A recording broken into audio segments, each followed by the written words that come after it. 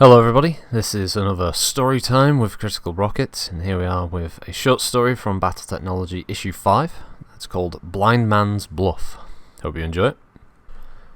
Lieutenant Brian Scully keyed in the transmitter circuits of his HCT-3F Hatchetman's comlink.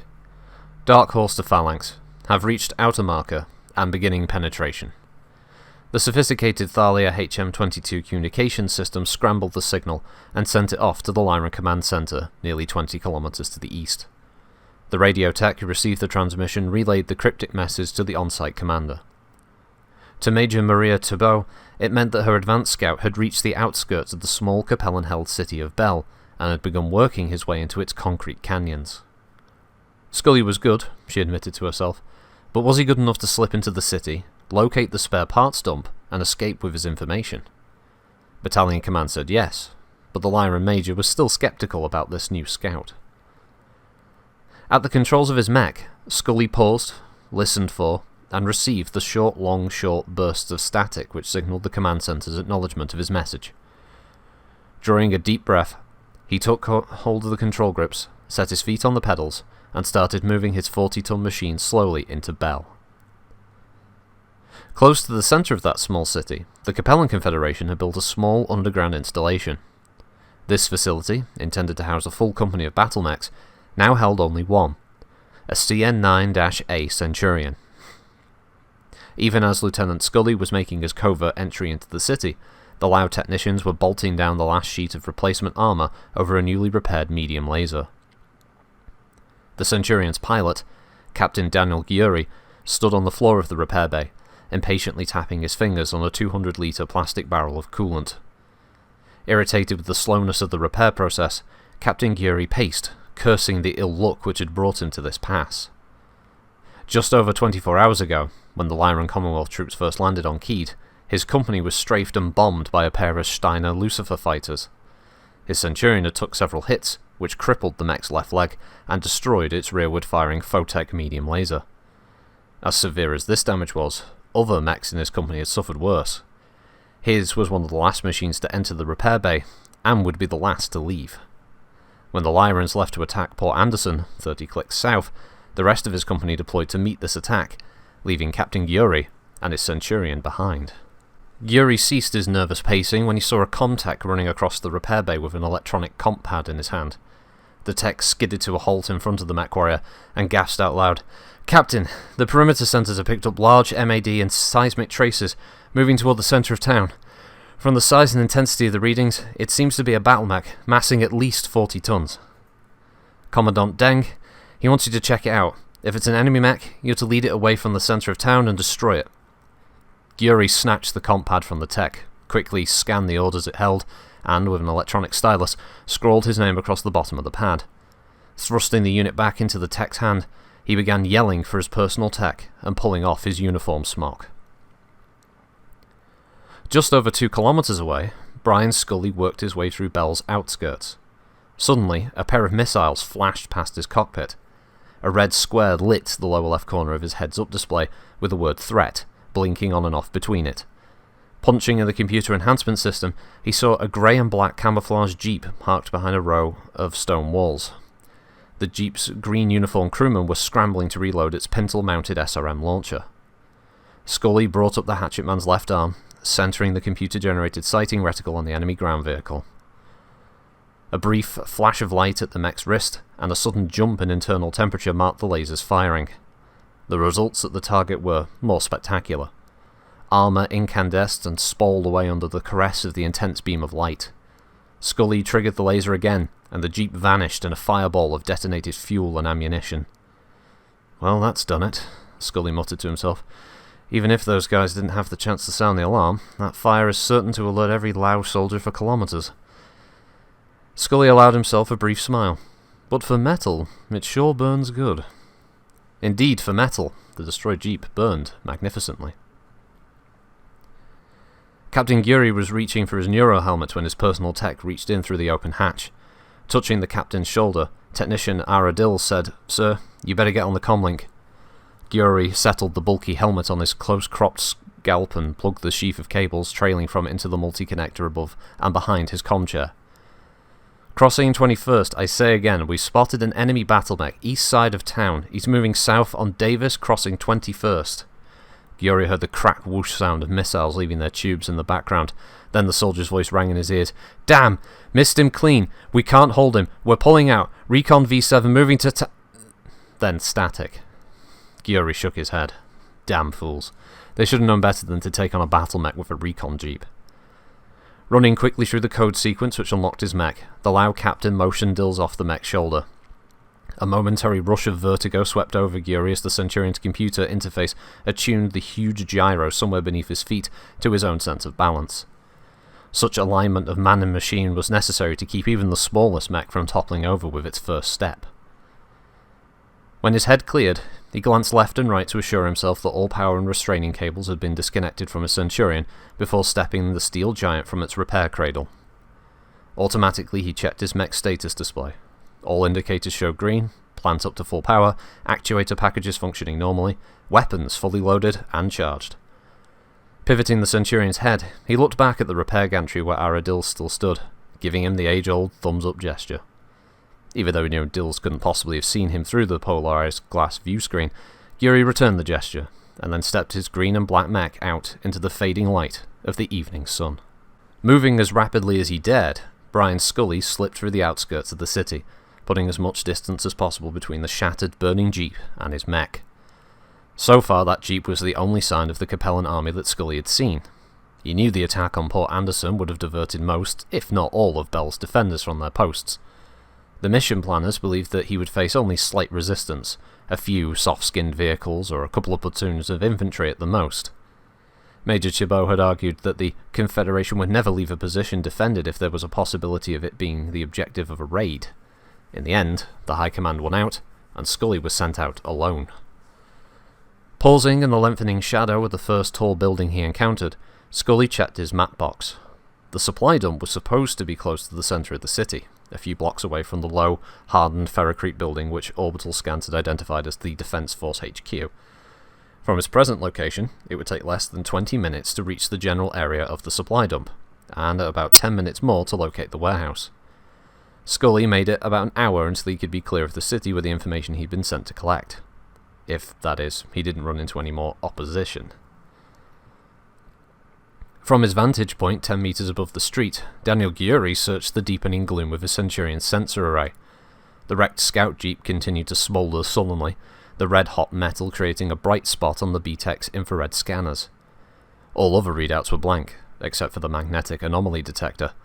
The large amount of structural steel used in the city's buildings was causing confused readings on his MAD sensor.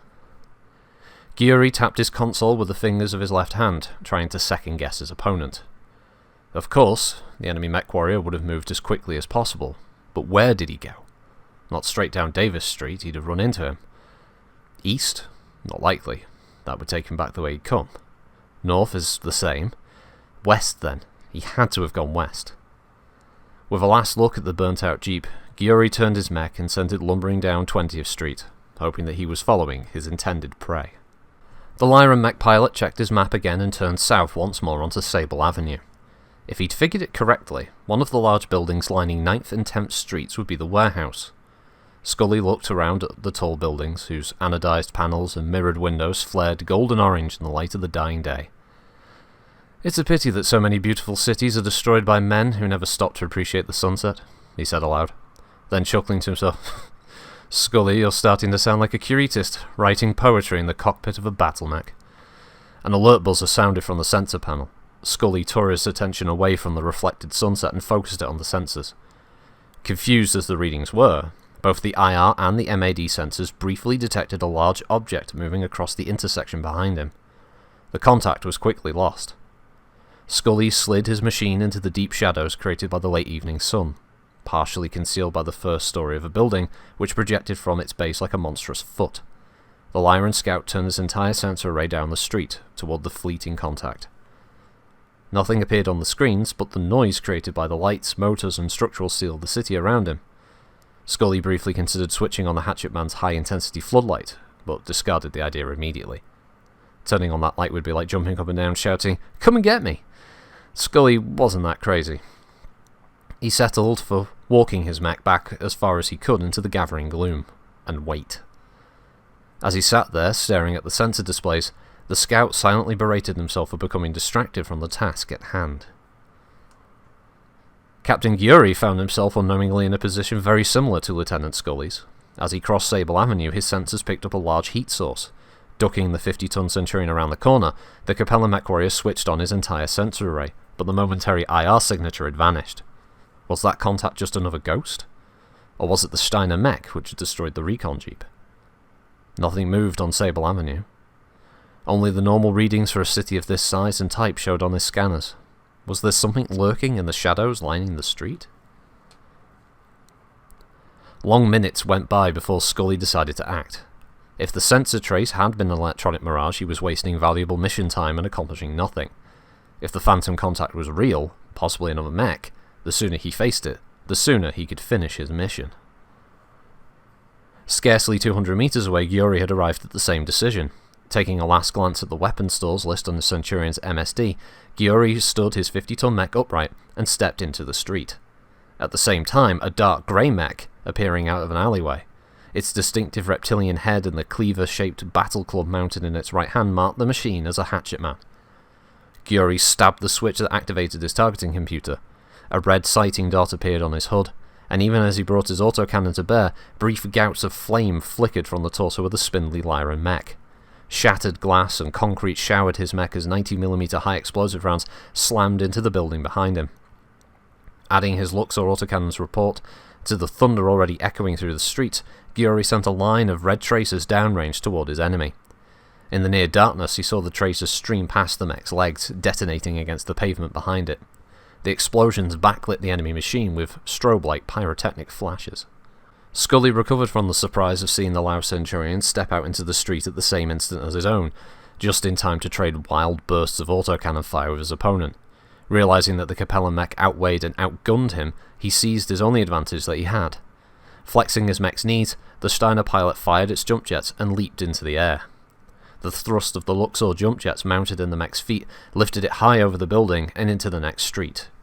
The 45-ton machine jolted to the earth with an ear-shattering crash which jarred Scully's entire body, flailing for a moment to recover his balance. The Steiner scout captain then turned and ran up the street, a wild plan forming in his mind. If he could reach the intersection up ahead before the Lao mech came around the corner, perhaps he could ambush the heavier machine and bring its deadly hatchet into play. Skidding to a halt, Scully put the hatchetman's back up against a building and raised its right arm. The reinforced striking edge of the terrible weapon clenched in that metal fist gleamed dully in the twilight. Scully could almost feel the weight of the huge club, though. He was there holding it in his own hands. He waited, hidden in the shadows. Seconds crept by. 5, 10, 30. Then the green and black armoured giant came into view, his battle cry ringing inside the closed neurohelmet. Gyuri's motion sensors shrieked a warning as the Lyran mech suddenly appeared in front of him. Seeing the hatchetman's right arm scything forward in a vicious arc, he flung up the Centurion's left arm to ward off the blow. Metal screamed and buckled as the hatchet smashed into the Centurion's arm just above the elbow. Stunned and off balance, Gyuri closed his hand convulsively on the firing grip, triggering the laser mounted in his mech's CT. The laser bolt lanced into the sky, missing the Lyran by more than a meter. Staggering backwards, Gyuri fired the laser again and added a burst from his autocannon. This time, through better aim or better luck, both weapon blasts hit the hatchetman. The high explosive armor-penetrating rounds from the Luxor D shredded the armor on the enemy mech's right leg, while the laser blew a small crater in its left torso. The Lyran mech rocked a bit and sent a pair of laser shots scorching past the reeling Centurion. Then it jumped again, its jet exhaust lighting the street with its lurid orange glare. "Damn it," Scully said as his mech recovered its balance after landing in the centre of a small square. "That loud bastard is just too mouthing fast." Scanning the indicators on the MSG, Scully saw that most of the armour protecting the delicate inner workings of his hatchetman's right leg had been shot away, and a deep hole had been burned in its left torso. Too much more damage would reduce the battle machine to scrap. As he stood there trying to formulate a plan, the threat warning lit up his HUD. Scully whirled his mech around as a cluster of long-range missiles streaked past him like a swarm of angry rocket-assisted hornets. At just under 400 meters, the Defiant's medium lasers mounted in the mech's arms were useless. Scully studied in the autocannon. At that range, the sighting reticle nearly blotted out the image of the CN-9A, making it near impossible to aim. Taking his best guess, he depressed the trigger. The hatchet man shuddered as a long burst of 90mm rounds thundered from the mech's torso. Bright flashes blossomed from the Centurion's center torso as armor shattered and flew away, leaving a ragged line of craters gaping in its chest. Before a fresh cassette of ammunition could be fed into the hatchet man's autocannon, Scully saw the Centurion raise its right arm, training the heavy gun mounted there on him. Light flickered in the muzzle on the enemy's arm and flared from its chest. Unsteady from the slamming impact of the Steiner's autocannon, Gyuri recovered quickly, aimed and fired his autocannon and his missiles simultaneously. In the minimal light, Gyuri saw his tracers hammer into the Lyran mech's right arm. Most of the missile volley hit its left arm and torso, the hatchet man now severely damaged.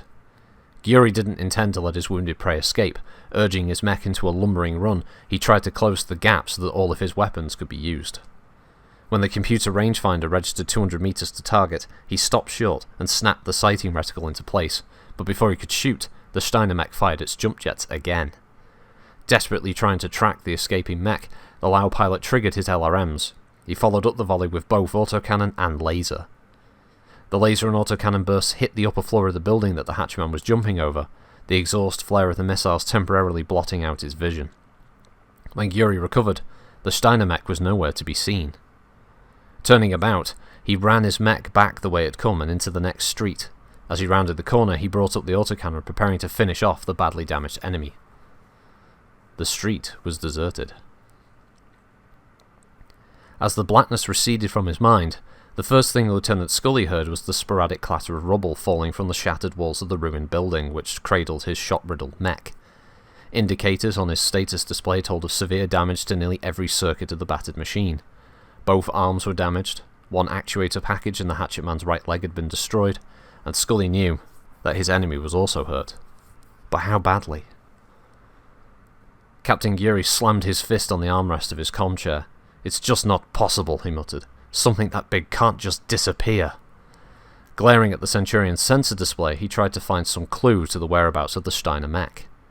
As before, the battle had become a game of blind man's bluff. The city was blinding or confusing his sensor readings, leaving only the cockpit starlight systems and Gyuri's own eyesight with which to find and destroy the invading mech. Gyuri pounded the armrest again. "Where did that bastard go?" Scully reached out with blood-slicked fingers and grasped the hatchet man's controls. Pain from his wounded left arm lanced through him as he pushed the hand grips forward, levering the battered mech into a sitting position. Grating curses between clenched teeth, he remembered how the Lau pilot had fired a cluster of missiles from the Centurion's torso-mounted launcher just as he cleared the roof of the building in which he was now sitting. Most of the rockets went wide, but 3 hit the head. Even through the noise dampers and baffles built into his neurohelmet, the sound of those explosions was deafening. The 3 5-kilo hollow charges were insufficient to penetrate the armor on the hatchet man's head. Still, they were powerful enough to spall fragments of boron nitride reinforced steel away from the inside of his cockpit and send them flying around the cramped control cabin like rifle bullets. One of those shards had torn into his left bicep, lodging against the bone. The shock of the wound had caused him to let go of the controls, and the 50-ton mech had crashed through the roof of the building beneath it. Gyuri knew that the hatchet man was hurt, but he wasn't sure how badly. Even though the exhaust trails from his last missile volley had obscured the target, the Capellan pilot felt certain that at least one of those rockets had actually struck the enemy mech.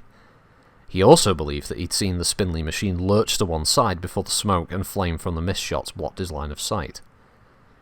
Eager to destroy the Lyran, Gyuri ran the Centurion around the corner and onto Library Avenue. Except for the rubble from the shell-blasted office building, the street was empty. The hatchet man couldn't have jumped again without being picked up on the Centurion's motion sensors, and even if the Steiner pilot had hit the ground running, Gyuri still should have caught a glimpse of him as he rounded the corner. This could mean only one thing. The Lyran mech was hiding somewhere, waiting for him to get closer before opening fire. Possibly even lying in ambush, preparing to use that great club which gave the vehicle its name. The thought of the hatchet man's club shearing into his already battered mech made his skin crawl. Turning the resolution up on his sensor array, the Lau captain made his cautious way down the centre of Library Avenue. Twice light from the pale single moon of Keed glittered on something metallic, and twice he whirled the Centurion around and fired blindly, once destroying a parked ground car, and once blowing out the mirror-like windows of a storefront. Damn it. Now he's got me jumping at shadows. He swore viciously as shattered glass and twisted aluminium sprayed into the street. Where the devil is he? Scully finally managed to wrestle his crippled mech into a kneeling position. Hampered by the destroyed actuators in the machine's right knee, even that minor operation took near 5 minutes. As he struggled with the mech's bulky controls, Scully could hear the rolling thunder of the Centurion's autocannon. What is he firing at? He wondered, then gasped in pain as the restive mech lurched to the left, throwing his injured arm against the life support panel. The Steiner mech warrior knew that his Lao counterpart would eventually figure out where he was, and burn what remained of the shattered office building down around him. Fighting pain and nausea which swept over him at every moment of his wounded arm, Scully carefully brought his mech to its feet. After taking a moment to orient himself, he slowly rotated the hatchet man's torso until he was facing the ruined windows, looking out over Library Avenue. Inside the Centurion's cockpit, a motion detector screamed for attention, the sensors indicating something very large moving inside the partially destroyed office building. Cautiously, Daniel Giori moved his Centurion down the street until it was opposite the shell-cratered structure. Whatever had been moving behind that broken wall had stopped. Once again, his confused scanners couldn't make out anything definite. Aiming at the place where his sensors had detected the last movement, Giori lifted the 90mm gun and fired. The explosive rounds blew chunks of ferrocrete and glass away from the building and threw them across the street to rattle against the Centurion's armour. Laser lights stabbed into the wall, creating another, smaller storm of debris and enlarging the hole blasted in it by the hammering autocannon. Inside the ruined building, Scully's eyes widened in surprise as the Centurion raised its heavy gun, the black muzzle looking to be as large as that of a long-tom cannon when it finally came to rest, pointing directly at the battered hatchet man. Then flame erupted from that huge opening. The front of the building flew away in burning shards. The high explosive rounds were followed by the eye-searing flash of laser fire. More of the curtain wall collapsed into the street. As the smoke and dust started to clear, Scully brought the electronic gun sight into focus, locking it on the Capellan battle mech's torso. The Lao mech warrior heard a fresh cassette of 90mm rounds drop into place in the breech of the Luxor D gun as the last of the dust began to settle. As he lined up the crosshairs again, a bright tongue of flame lanced out of the blasted ruin. White, glowing tracers leaped across the narrow street into Giori's mech, and they clawed away at what little armour remained on his damaged arm. Warning lights flicked on, telling of damage to the internal structure. A pair of laser blasts flashed from the building, one narrowly missing his head, the other slagging the armour protecting its right torso.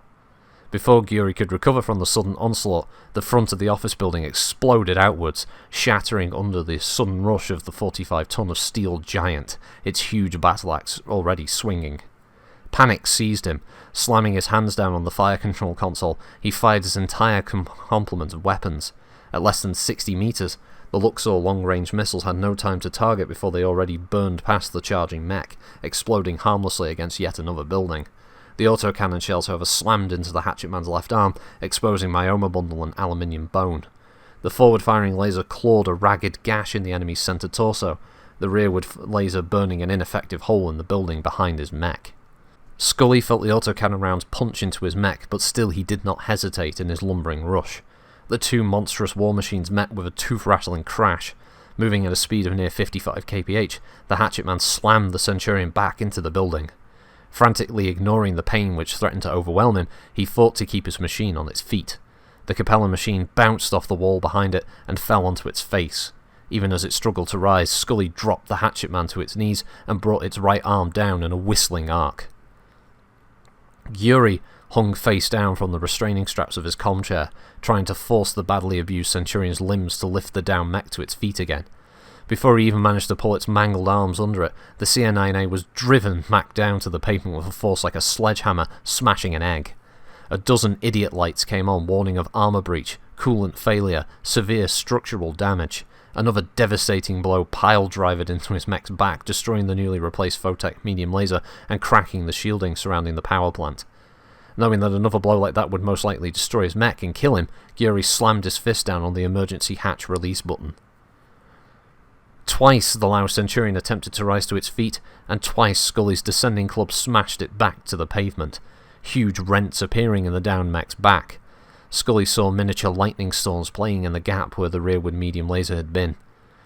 Scully brought the hatchet over and down for a third time, its hard edge cleaving straight through the already torn dorsal armour. Suddenly, a shattering explosion tore through the wrecked Centurion. Scully's last blow had smashed the Luxor 3M missile launcher and detonated the missiles in the magazine. The blast tore the helpless Laumech apart and pitched Scully's hatchet man over onto its back. The last thing Scully saw before the explosion engulfed the Centurion's head was the emergency escape hatch blowing off, but the pilot didn't make it out. Stunned from the fall, weak from loss of blood, and the after-effects of adrenaline, Lieutenant Brian Scully lay in the street, staring up into the night sky. Eventually, he wrestled his reluctant machine to its feet. He programmed his comlink to send a zip squeal message to the Lyran Field HQ. Encountered and destroyed enemy battle mech, have suffered severe damage, will attempt to complete assignment, Scully out. Taking a last look at the ruin which was once his opponent, he wondered briefly who the Capella mech warrior had been. Then after a moment's pause, he sent his battered machine limping away into the gathering night.